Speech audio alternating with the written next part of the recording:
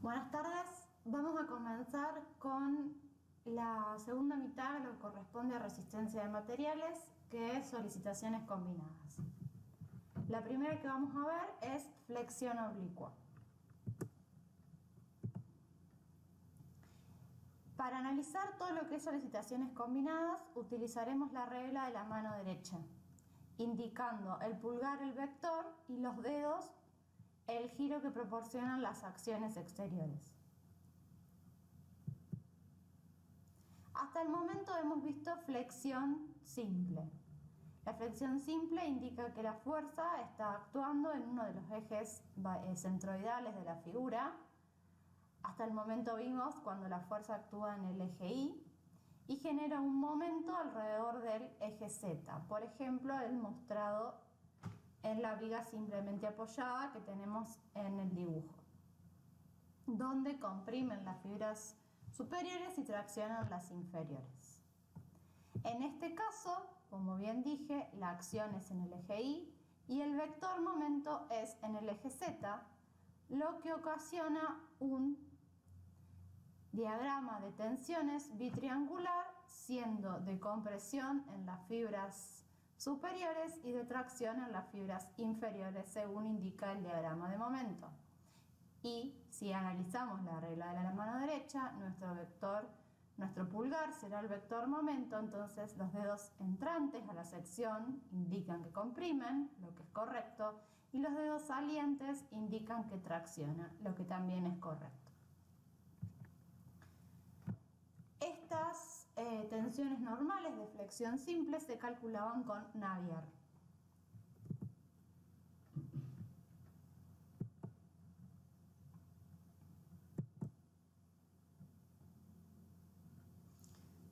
Como bien les dije yo, con la regla de la mano derecha, nuestro pulgar es el vector momento, entonces tracciona las fibras inferiores y comprime las fibras superiores.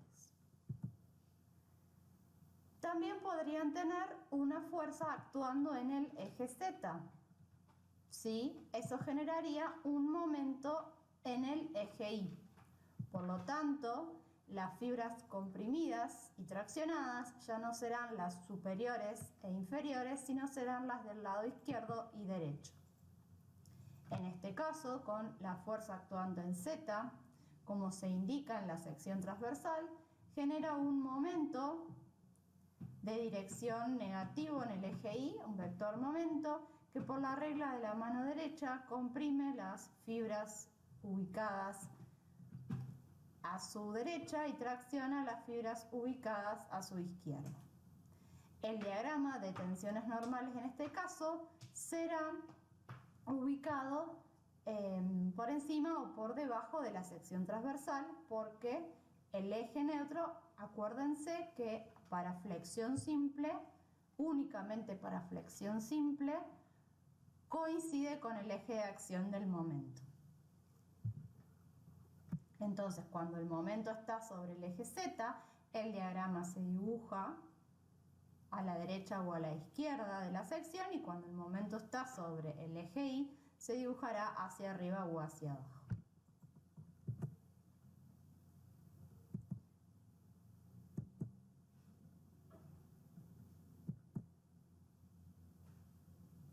Indicando cómo sería la regla de la mano derecha, se ve el gráfico de la mano, tracciona las fibras de la izquierda, comprime las fibras de la derecha. Cuando hablamos de flexión oblicua, se suman, de alguna forma, los dos casos que vimos recién de flexión simple.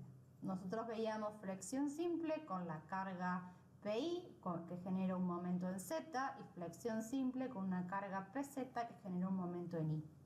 Bien, la flexión oblicua es una carga que no pasa ni por Y ni por Z, o sea, si bien pasa por el centroide de la sección, no es coincidente su recta de acción ni con el eje Y ni con el eje Z, por lo tanto es una recta de acción inclinada respecto de alguno de estos ejes, por lo cual el momento resultante no va a estar sobre Y ni sobre Z, sino que será también inclinado respecto a algunos de esos ejes, dado que el momento resultante siempre es perpendicular a la recta de acción de la fuerza. Por lo tanto,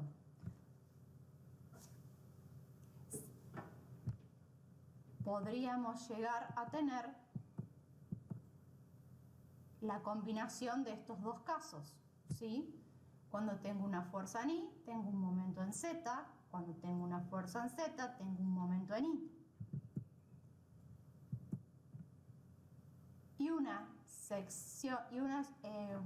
estructura solicitada, una flexión oblicua, es justamente cuando tengo una fuerza inclinada y un momento resultante perpendicular a la recta de acción de esta fuerza, que genera un diagrama de tensiones normales totales, como se indica en la pantalla, ¿sí?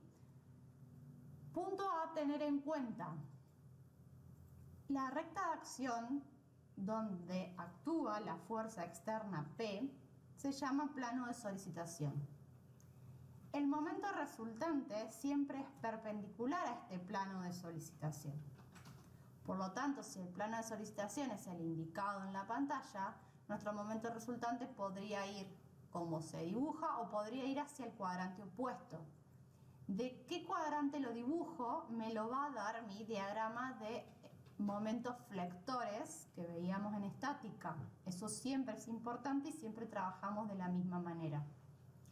Entonces, si mi diagrama me indica que las fibras superiores están comprimidas y las fibras inferiores están traccionadas, efectivamente mi vector de momento estará dibujado como se indica en la pantalla.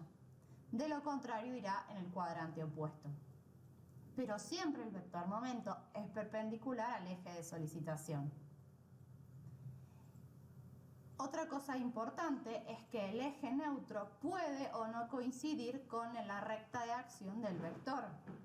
Mientras en flexión simple siempre el eje neutro coincidía con la recta de acción del vector, ya sea para Z como para Y, acá la recta de acción del vector momento puede o no coincidir con el eje neutro. Por lo general, cuando son secciones con un sol que no son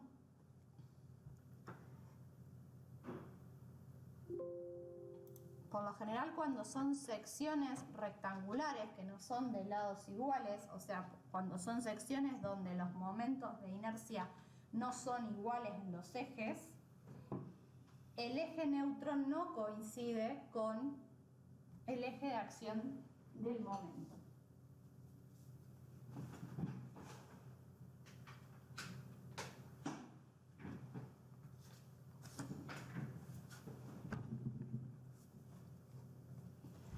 En este caso, supongamos que coinciden,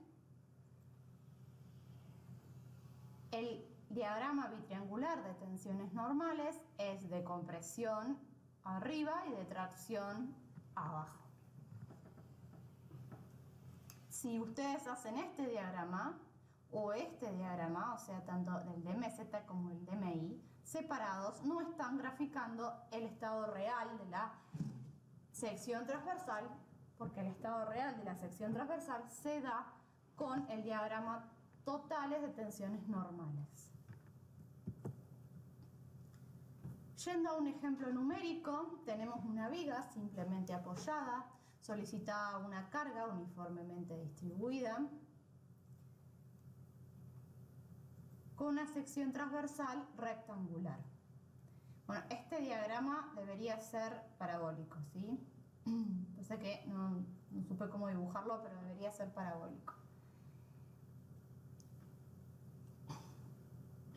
Este diagrama de momento comprime arriba, tracciona abajo, tiene un momento máximo que será Q por L al cuadrado sobre 8, que vale 562,5 kilogramos. Entonces, lo primero es calcular los esfuerzos, o sea, el esfuerzo de momento máximo, Y lo segundo es calcular las características de la sección, que son los momentos de inercia tanto en Y como en Z. Esta carga Q distribuida no está aplicada sobre el eje Y, como venimos viendo, sino que está aplicada sobre un plano de solicitación que pasa por el centroide de la sección, pero que se inclina respecto a Y 30 grados. Por lo tanto, el vector momento deberá estar en alguno de estos cuadrantes, de manera que comprima las fibras superiores y traccione las inferiores. Para generar esas tensiones, el vector momento deberá estar ubicado en el respectivo cuadrante que, por la regla de la mano derecha, comprima las fibras superiores y traccione las inferiores, tal como se indica en la pantalla. Como les dije, el plano de solicitación, que es el plano de aplicación de la carga, es perpendicular respecto de la recta de acción de momento. Por lo tanto, si este plano de solicitación está inclinado respecto del eje Y 30 grados, la recta de acción de momento estará inclinada respecto del eje Z 30 grados.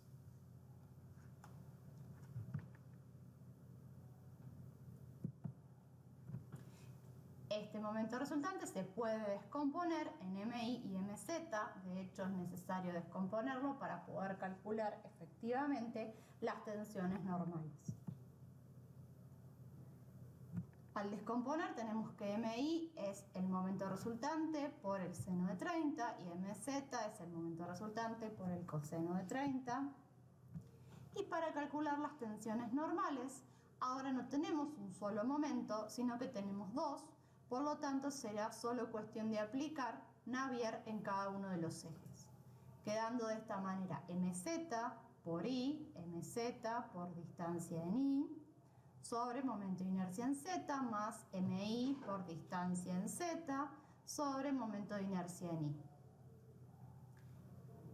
El signo de cada uno de estos términos lo da la regla de la mano derecha.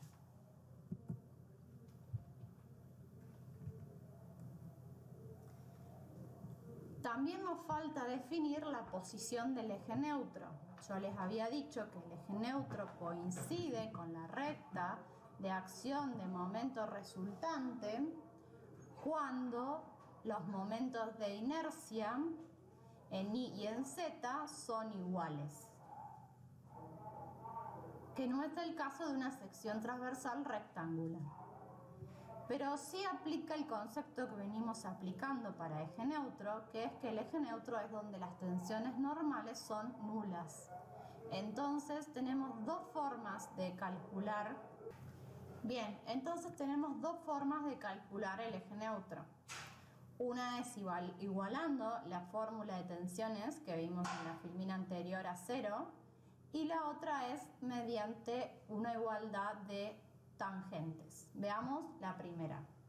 Igualamos la tensión respecto de MZ más la tensión respecto de MI a cero. De esta fórmula vamos a despejar I y Z, que se definen como las coordenadas del eje neutro. Punto importante, el eje neutro siempre va a pasar por el centroide en flexión oblicua, ¿sí? Lo que hay que definir es la inclinación. Entonces, el MZ sobre momento de inercia en I, que ya los habíamos calculado, por I, que es incógnita, más MI sobre momento de inercia en I por Z, que es incógnita. Ustedes saben que es una recta que pasa por el centroide, entonces siempre que I valga 0, Z va a valer 0. Y pueden calcular, por ejemplo, si I vale 1, cuánto vale Z, y con esos dos puntos pueden trazar la recta, que definirá el eje neutro. Otra cosa importante es que el eje neutro siempre va a pasar por los mismos cuadrantes que está la recta de acción del momento, y jamás va a pasar por los cuadrantes que pasa el plano de solicitación de la fuerza. Eso es muy importante.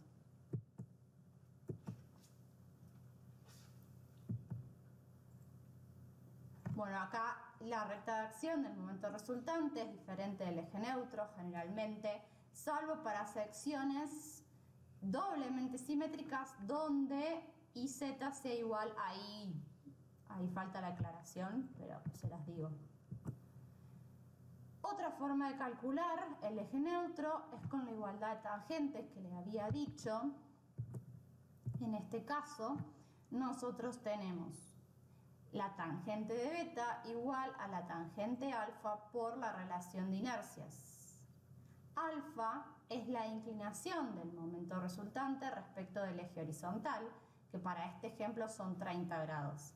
Y beta es la inclinación del eje neutro respecto del eje horizontal, que por cálculo da 52,4 grados. Ya lo vamos a ver dibujado en la filmina siguiente. Bien, como les dije, la flexión oblicua no es más que una superposición de dos flexiones simples. En la primera flexión simple, por MI sabemos que comprime las fibras de la derecha y tracciona las de la izquierda. Más el momento en Z da que comprime las fibras superiores y tracciona las inferiores. Entonces la superposición de estos dos estados nos da una flexión oblicua donde el eje neutro no debe pasar ni por el cuadrante completamente comprimido, que lo obtenemos de esta superposición, ni por el cuadrante completamente traccionado, que también lo obtenemos de esta superposición, sino que pasará por los opuestos y tendrá una inclinación de 52,4 grados, diferente a la inclinación de la recta de acción del momento flector, que era de 30 grados, ¿sí? Por lo general, beta siempre es más grande que alfa, o sea, la inclinación del eje neutro respecto del horizontal es más grande que la inclinación del momento resultante respecto del horizontal. Entonces, el eje neutro se puede definir por su inclinación o por sus coordenadas. Bueno, la aclaración acá es un poco lo que les dije antes. El eje neutro no puede estar en los cuadrantes resultantes rayados, porque en ellos todos los puntos tienen el mismo signo de tensión. Recordar que el eje neutro divide fibras traccionadas de comprimidas. Por lo tanto, finalmente, hacemos nuestro gráfico de tensiones normales y el cálculo. En nuestro gráfico de tensiones normales tenemos el eje neutro, que ya lo calculamos antes, que tendrá la inclinación de 52,4 o las coordenadas calculadas, y nuestro diagrama de tensiones normales bitriangular, donde en las fibras superiores está comprimido y en las fibras inferiores está traccionado. ¿Cuánto valen numéricamente esas tensiones?